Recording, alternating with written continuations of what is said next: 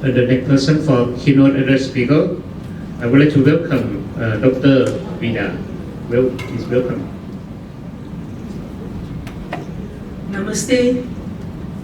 Good morning to all the Honorable President Dr. Manoj Jain, Professor Arun Chenet, Dr. Prakash Diwakaran, Dr. Saiju David Elfi, Dr. Hasbullah bin Matsand, Dr. Chaiwat Pungong, Dr. Dharmesh Dhabalia, Mr. Kapil Sharma, Dr. Vijay Lakshmi M.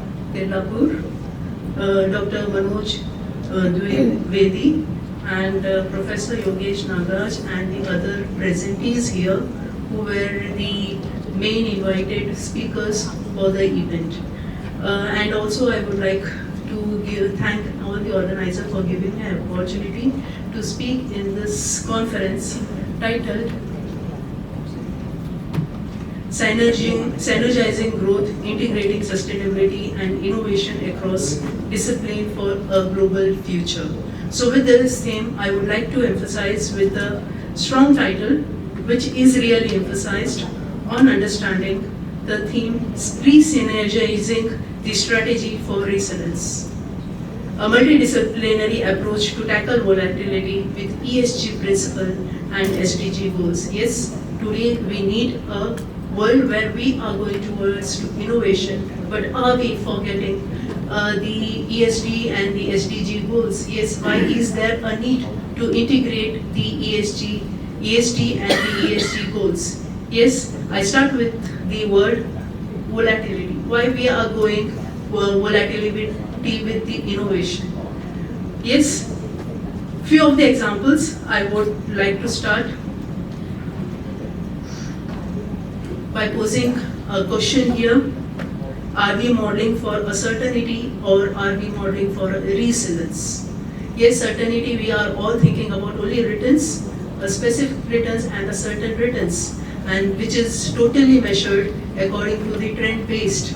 But are we doing the modeling for the resilience based on the predictive analysis? Yes, there is a need of an hour based on these goals.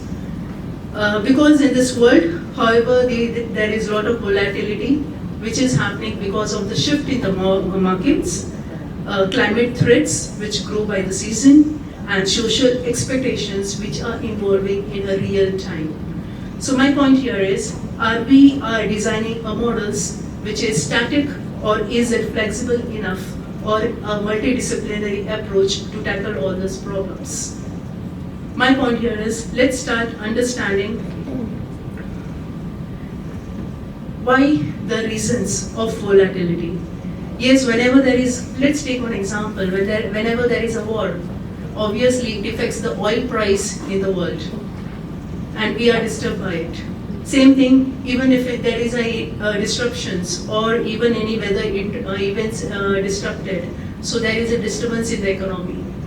Similarly, a recent pandemic that has accelerated the digital transformation. So all such other transit changes which are happening, but are we answering the answer to these questions? Is the need of an hour. So the market responded instantly, often irrationally, but we use very traditional and conventional models, which is built on totally historical data, and obviously which is totally linear trend. So there is a need of an hour to use the predictive analysis, not keeping in mind the human touch and the social touch also, along with the economic one.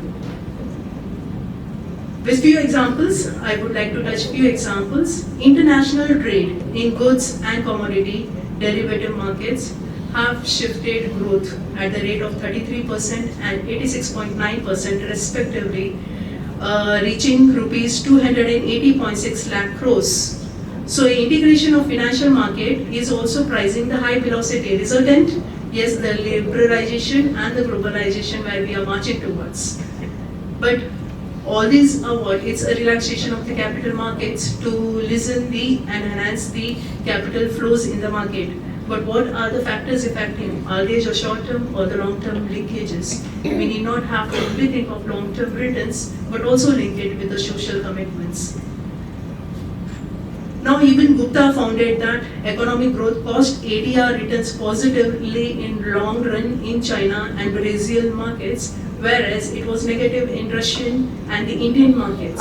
So what drove all such changes? Why such volatility based on only the historical data? Are we not even understanding what can be the impact of the social destruction or any disruptions which are happening?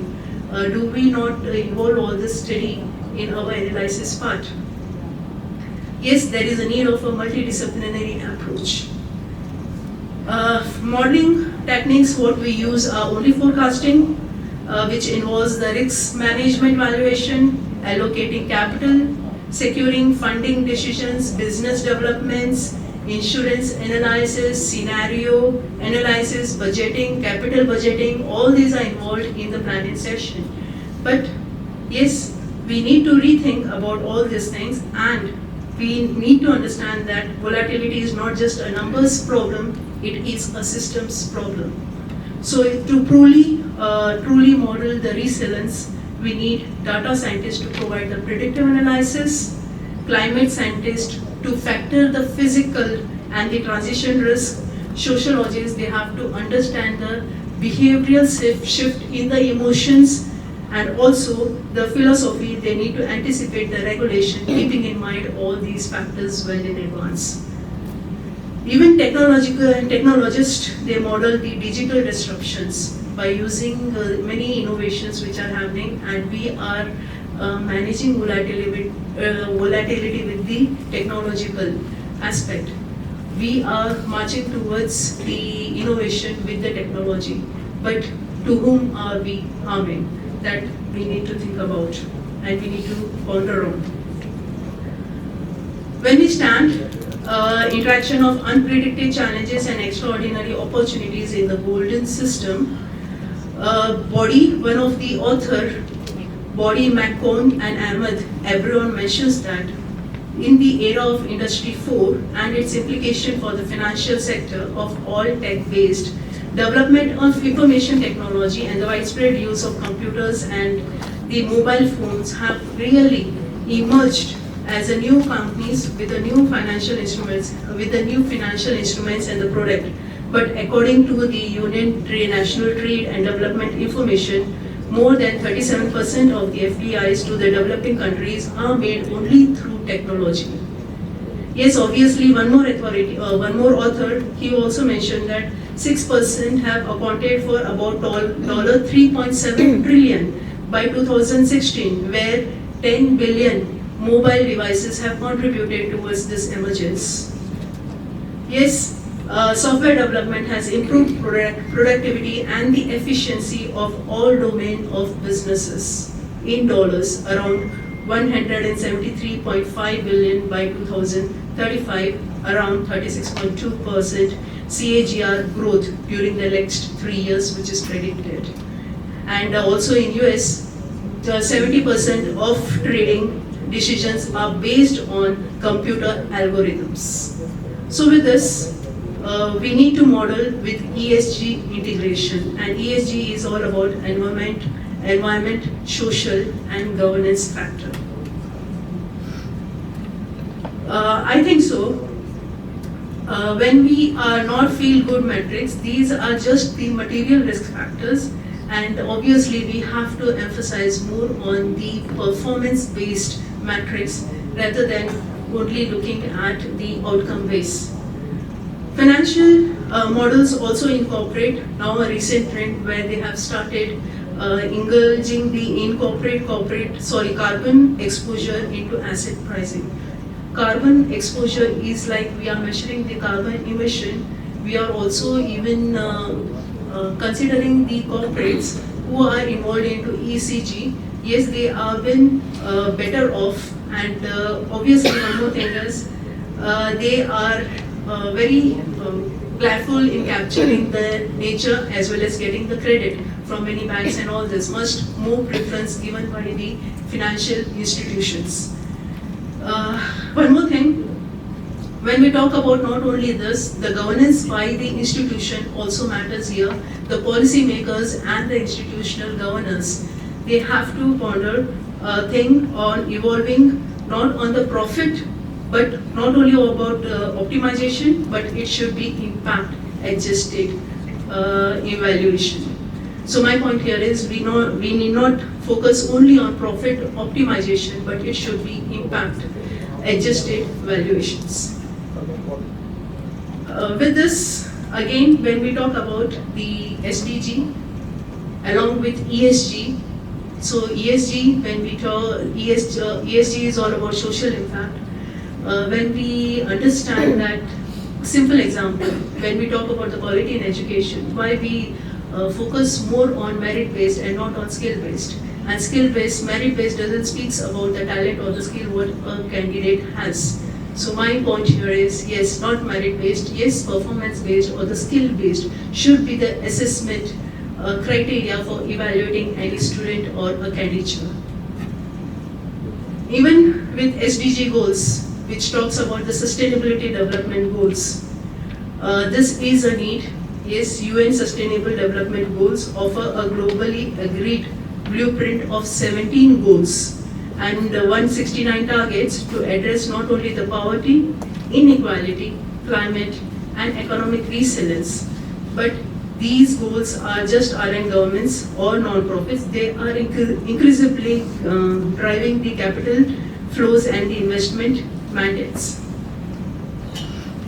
Nowadays, even the companies have started diverting their planning strategies from mapping and infrastructure projects revenue to SDG 9, which is the industry and innovation. Even they evaluates the education initiatives in terms of SDG 4, quality education. And even healthcare, they are spending according to SDG 3, good health and well-being. And all these are the targets which is included in the SDG goals to remove the disparity and the discrimination within the globe. Such a model becomes not just a forecast tool, but a strategy and compass.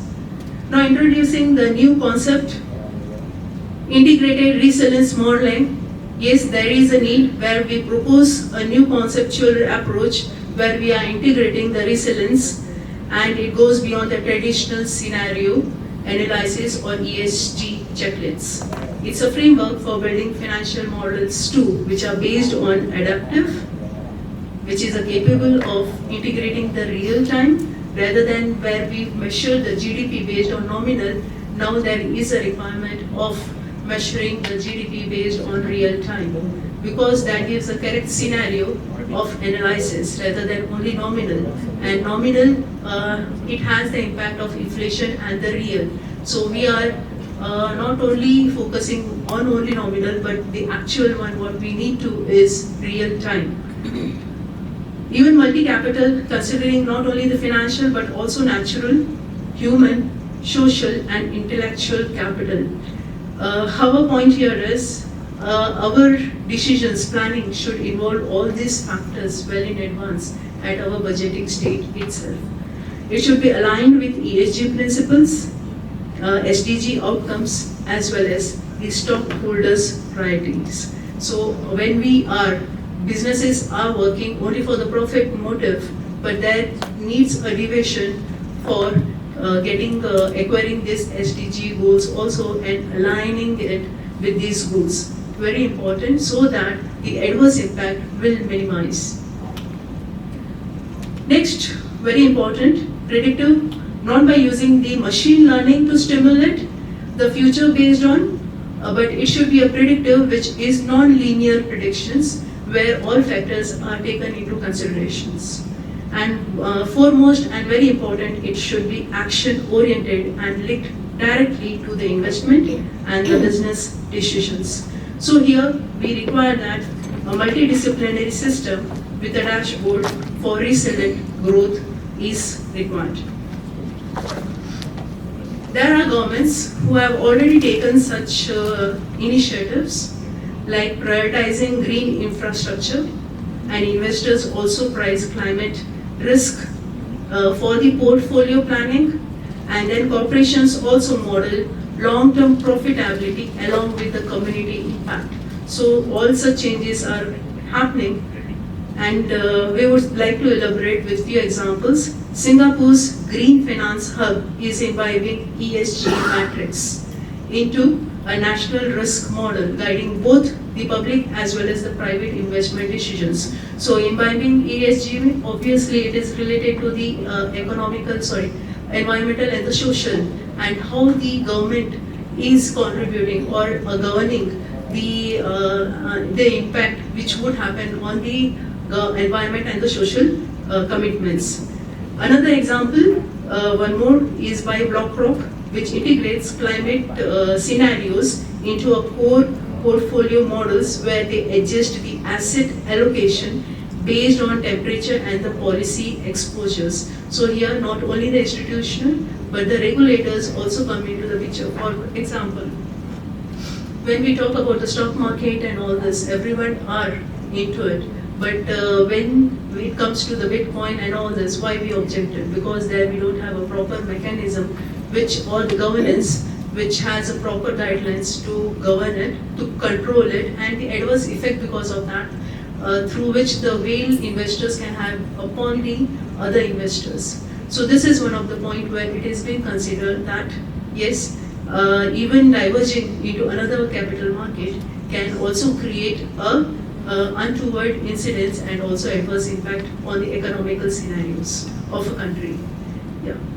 The World Bank and UNDP use SDG-linked financial model to evaluate funding proposals and assigning impact-adjusted risk premiums. This is very important here. Even while giving the fundings, they not only try to minimize the risk premiums, but also they see that SDG goals are aligned while giving the loans. Those ever who takes loans, even if they are doing CSR activity along with these SDG goals, yes, that plays a very vital role in, my point here is, whoever aligns SDG goals while taking a credit from a bank, that will be a value addition and lot of improvement in the economy.